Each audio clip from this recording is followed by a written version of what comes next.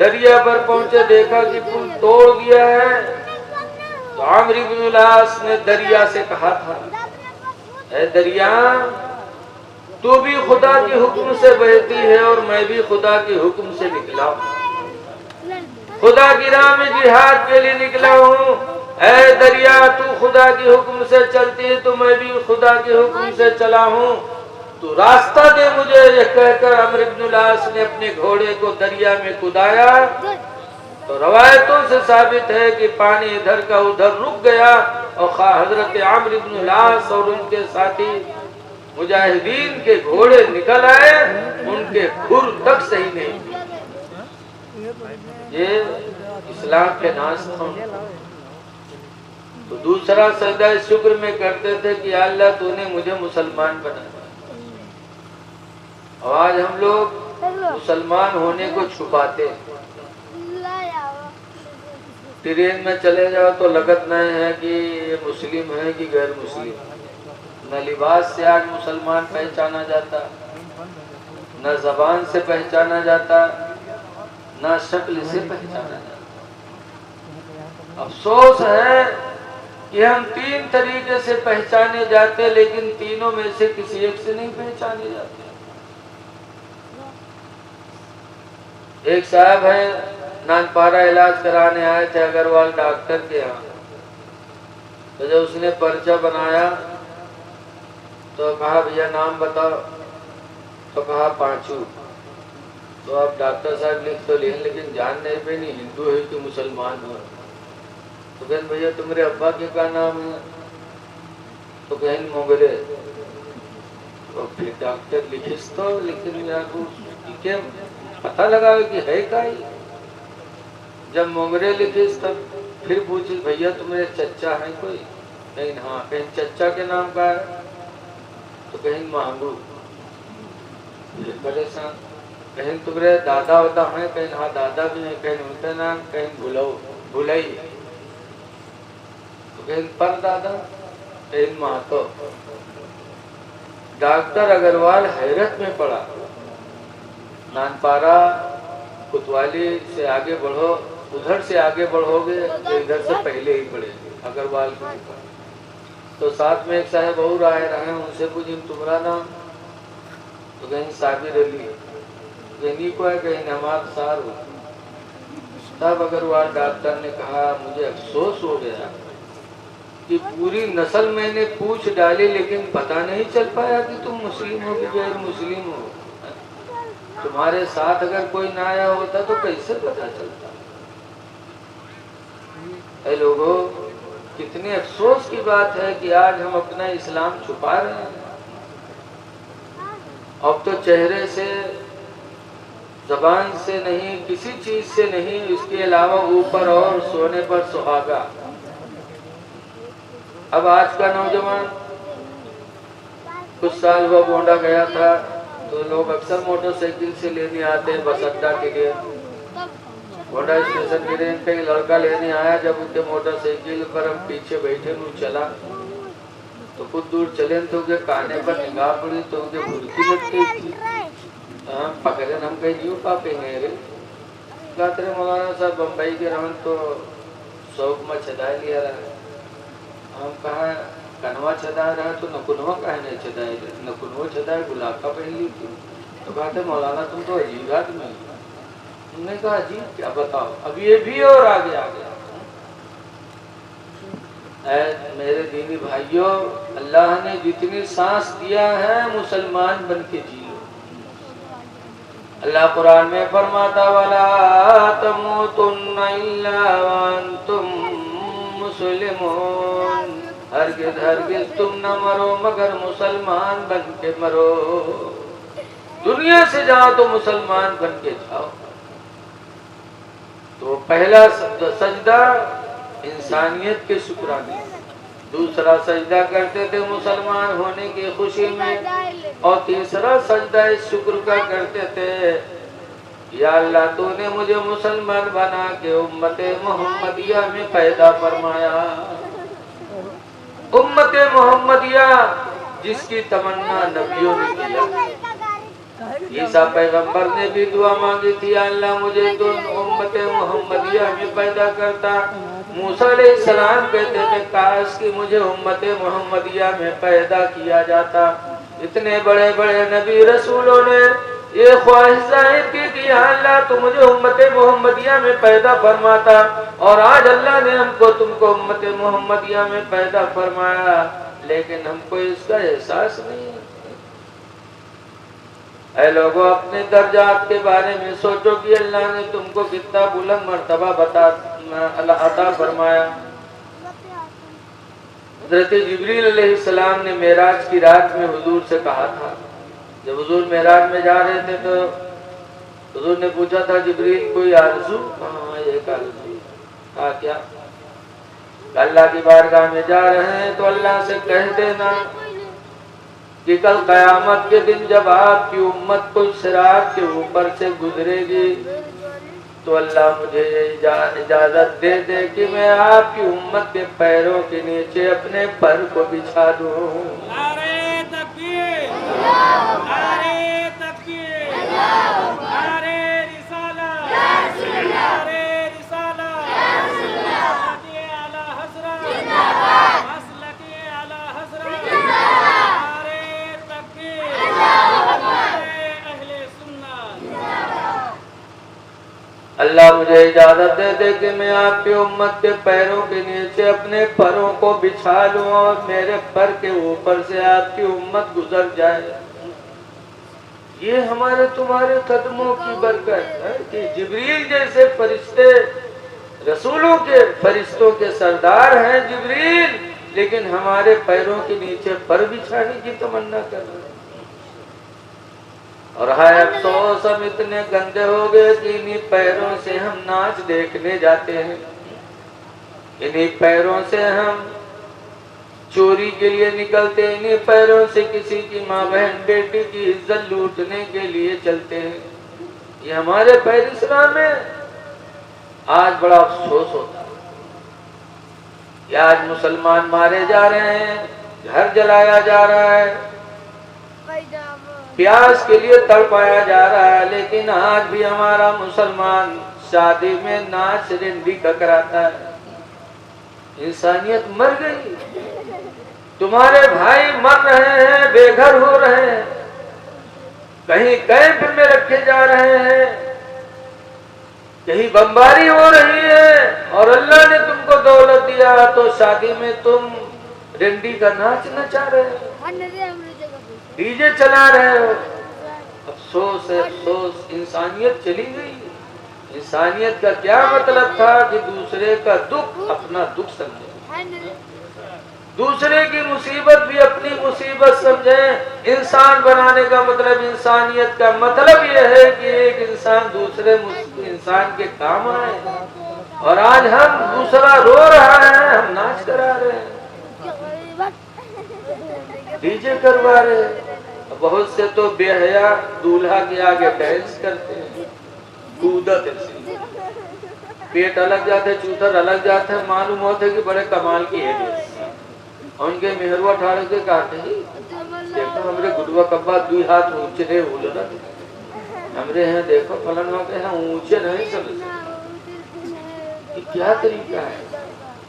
ऐ लोगों, शादी ब्याह में नाच गाना डीजे सब बंद करो और ऐलान हो जाए कि जो लाएगा उसका निकाह नहीं पढ़ाया जाएगा। और अगर कोई दोसर मौलवी आके पढ़ावे तो का लठिया भगाओ, मौलवी ने शैतान है समझो।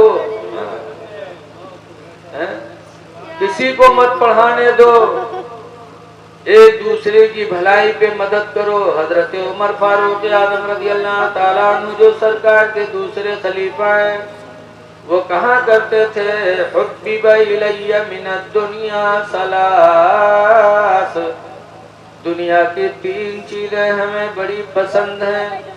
नंबर 1 पर फरमाते थे, अल-अम्रु बिल मारूफ, भलाई का हुक्म देना, अच्छी चीजों का हुक्म देना।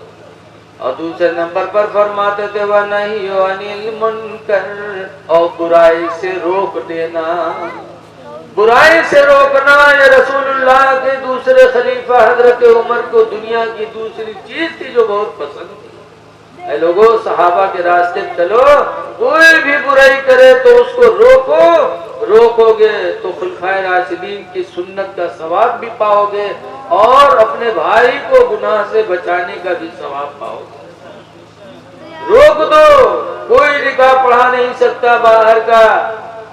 अपने इमाम साहब पाबंदी लगा दे तो किसी की हिम्मत नहीं कि दूसरा आके पढ़ा दे।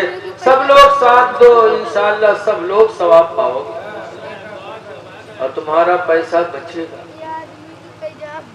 कल मैं बयागपुर के पास कोट बाजार में एक मेराज भाई है, उनकी शादी में गया था। तो गुड़गावा में उनकी फैक्ट्री चलती है, दिल्ली में शाहीन बाग में उनका मकान है, बहुत पैसे वाले। उन्होंने जलसा कराया। जब मैं कल गया तो मैंने पूछा, भाई किस सिलसिले में जलसा है? तो उन्होंने बताया, हजरत बेटी की शादी है, कल बेटी का निकाह करना है, तो इसीलिए जलसा रखा। हमने कहा बारात कल आएगी? कहा हजरत 5 आदमी आएंगे, सिर्फ 5 आदमी। हमने कहा क्यों? कहा लड़का का बाप तो कह रहा था सिर्फ 3 आदमी, 2 गवाह और 1 दूल्हा, सिर्फ 3 लोग आएंगे, बाकी नहीं आएंगे। हमने कहा नहीं, कम से कम पंजतन के नाम पे 5 कर। हमें हैरत हो गई कि इतना मालदार आदमी, इतना दौलत वाला, और 5 लोगों को बुला के अपनी लड़की का निकाह कर रहा है। कह रहा है मौलाना साहब, हम कितनों भी लुटा दे होगा निकाह ही, तो हम वो पैसा बचा करके अपनी कौम पे क्यों ना खर्च करें कि हमारी मुसलमान कौम जो परेशान है उसका भला हो जाए। आज अफसोस है, कुछ दिन पहले बस्ती में सिद्धार्थ नगर में एक शादी हुई थी, तो 30 लाख रुपया छत के ऊपर खड़ा होकर के उसने लुटाया। 5-5 मोबाइल पे आया। अफसोस है, 15-20 लाख लगा करके अपने लड़के को हम डॉक्टर नहीं बना सकते हैं? आज दूसरी कौमों में MBS, मुसलमानों में नहीं। दूसरी कौम में वकील, अपने में कोई वकील ही नहीं। जब कोई मामला पड़ता है तो हम गैरों के पास जाते हैं, वो चाहे सीधी छुरी से हलाल करें चाहे उल्टी छुरी से हलाल करें। शादियों में पैसा कम खर्च करो। आला हजरत जहाँ से मुरीद है मारहरा से, वहाँ के गद्दी नशीन हुजूर सैयद नजीब हैदर मियाँ कहा करते हर साल उर्स में, ऐ मेरे बरकाती मुरीदों, शादी में कम खर्च करो और वही पैसा लगा के अपने बच्चों को तालीम दे दो। बच्चा तालीम पा जाएगा, जिंदगी भर खुशहाल रहेगा। तो कहने का मकसद सिर्फ ये है कि अल्लाह ने हमको तुमको उम्मत मोहम्मदिया में पैदा फरमाया। हमारा तुम्हारा दर्जा इतना कि हमारे पैरों के नीचे जिब्रील जैसे नूरी फरिश्ता पर भी जाए। आला हजरत इमाम अहले सुन्नत इसी को फरमाते हैं, या रसूल अल्लाह, पुल से उतारो राह गुजर को खबर न हो, पुल से उतारो राह गुजर को खबर न हो, और जिब्रील पर बिछाए तो पर को खबर न हो, और कांटा मेरे जिगर से गमे रोजगार का। रोजगार कयामत के दिन का मुसलमान को डर है कि कयामत के दिन अल्लाह ताला कहीं हमें जहन्नम में न डाले। गम है कयामत का, रोजगार का। आला हज़रत फरमाते हैं, या रसूल अल्लाह, कांटा मेरे जिगर से गमे रोजगार का, कांटा मेरे जिगर से गमे रोजगार का, यूं खींच लीजिए कि जिगर को खबर न हो। दरूद शरीफ पढ़िए। सल्लल्लाहु अलैहि नबील उम्मी व अला आलिहि व अस्हाबिहि व बारिक व सल्लिम सलातुम व सलामन अलैका या सय्यदी या रसूल अल्लाह सल्लल्लाहु अलैहि वसल्लम। हजरत उमर की 3 चीजें मैंने कहा लेकिन 2 ही बताया। भलाई का हुक्म देना और दूसरे नंबर पर बुराई से रोकना। जो बुराई से रोकेगा दूसरे को, हजरत उमर, इंशाअल्लाह उसे शफाअत नसीब होगी। और तीसरे नंबर पर कहा करते थे वह सौबुल खलक, पुराना कपड़ा पहनना। हजरत उमर फारूक आजम जिंदगी भर उन्होंने पुराना कपड़ा पहना। अमीरुल मोमिनीन थे, पूरी दुनिया के मुसलमानों के बादशाह थे, लेकिन अल्हम्दुलिल्लाह पूरी जिंदगी पुराने कपड़ों में गुजार दिया। क्यों? कि पुराने कपड़े से घमंड नहीं पैदा होता, रियाकारी नहीं पैदा होती, दिखावा नहीं पैदा होता। पुराने कपड़ों में आजिज़े इंकिसारी पैदा होती है, और आजिज़े इंकिसारी बंदे की खुदा को बहुत पसंद है। अल्लाह के बारगाह में आदमी हर एतबार से अपने आप को मजबूर जाहिर है। तो आप हजरात से गुजारिश है, आप सहाबे किराम की जिंदगी पे नजर डालें। पुराना कपड़ा हजरत उमर फारूक आजम पहनते थे। क्यों?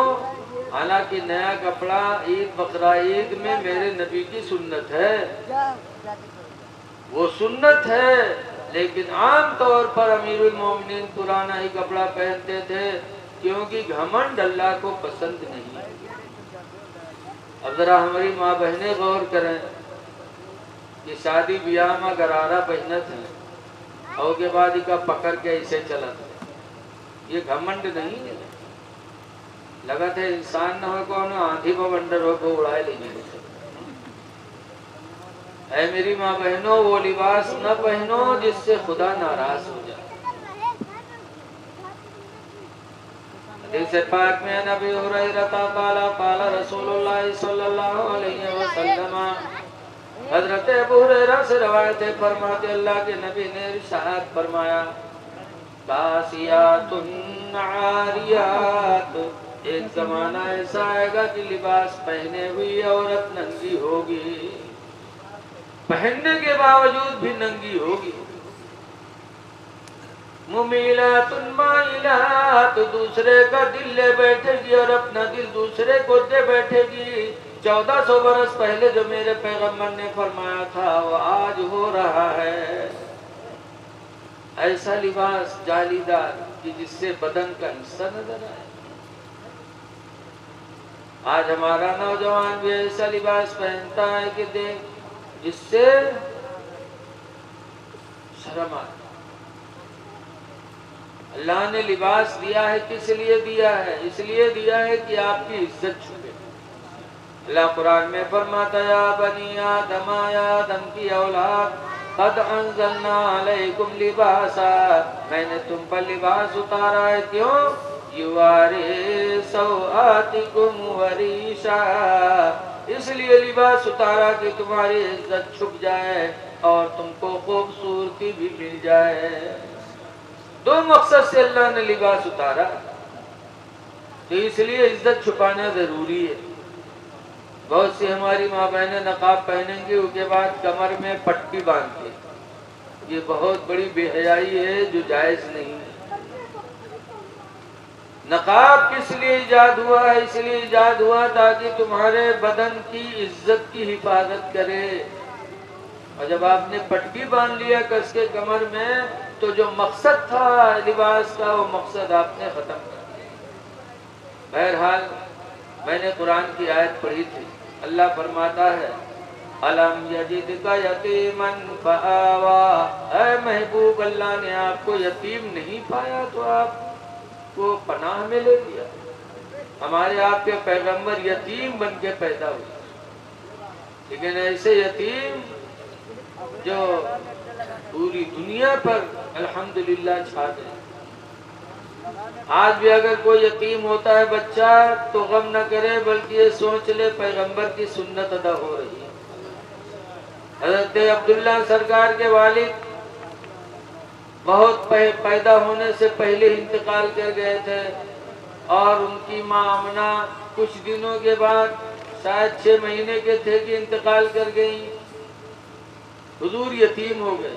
आज कोई बच्चा यतीम हो जाए तो यतीम बच्चे को सोचना चाहिए कि ये कोई नई बात नहीं, ये जिंदगी का मरहला मेरे नबी पे भी गुजर चुका है। इसलिए कोई यतीम हो हमारे तुम्हारे बीच में तो यतीमों के सर पे हाथ फेरो मोहब्बत से। हुजूर फरमाते दुनिया में जो किसी यतीम के सर पे हाथ रख देगा मोहब्बत से, कयामत के दिन वो मुझसे इतना करीब होगा जैसे कि ऐसे सरकार ने फरमाया। वो सब बका भाई ना इस पे आई नहीं, सरकार ने अपने उंगलियों के दरमियान में तस्बीह फरमाई कि जैसे इन दोनों के बीच में कोई तीसरी चीज नहीं, ऐसे दुनिया में यतीम के सर पे हाथ रखने वाले को मेरा कुर्ब नसीब होगा। आगे अल्लाह फरमाता है फला तनहर, लेकिन मांगने वाले को दुत्कारो ना। अल्लाह ने मना फरमाया कि महबूब कोई मांगने आए तो दुत्कारो ना। पता चला कि अगर कोई गरीब आ रहा है, भीख मांग रहा है तो उसको हड़काओ ना, जो हो सके दे दो, न हो सके तो मोहब्बत से माफी मांग लो। लेकिन दुत्कारना बहुत सख्त मना। अल्लाह हो सके तो मांगने वाले को दो, इसलिए कि लिखा एक दोगे तो 10 मिलेगा, एक के बदले में अल्लाह 10 देता। ए लड़के, अरे मेरे भैया या तो दूर चले जाओ भाई, बात कर लो, बस वैसे ही टाइम बहुत हो गया, कुर्सियां खाली हो गई, बस अब हम आए हैं तो कुछ न कुछ आपको कहना है। मौलाना ने कहा एक दोगे तो 10 पाओगे। एक आदमी सुने तो कहे चले तो सबसे बड़ा धंधा यहाँ है, अत्ता नफा तो कोनो धंधा न हो, एक दे 10 में हो। उठा मौलाना साहब का 1 रुपया पकड़ाए दी। अब घरे गवा कि अब भाई 10 के नोट मिली और सुबह है अब इंतजार करने लग 10 के नोट आवत हो कोई लंग से नहीं, शाम होगा नहीं पैसे।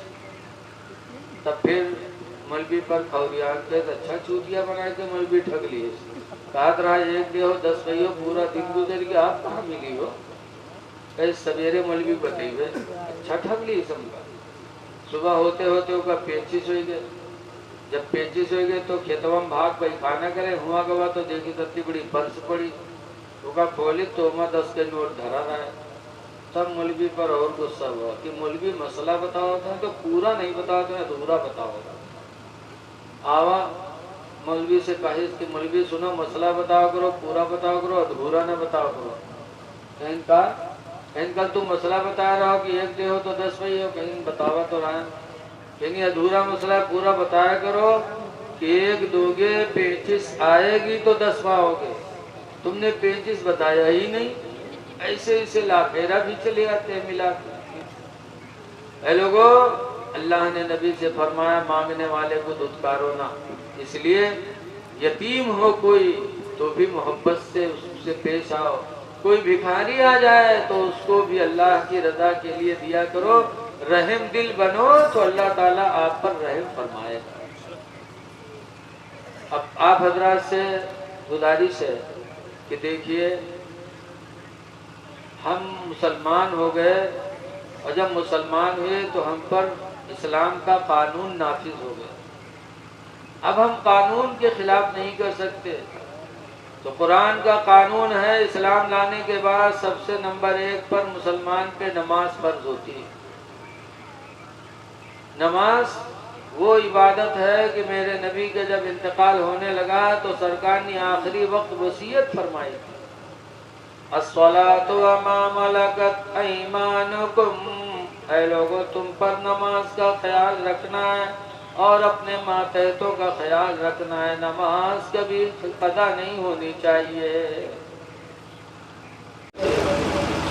पहला सजदा इस शुक्र में करते थे कि अल्लाह तूने मुझे इंसान बना दिया, और दूसरा सजदा इस शुक्र में करते हैं कि अल्लाह तेरा शुक्र है कि तूने इंसान बना के मुसलमान बना दिया। मुसलमान होना ये बहुत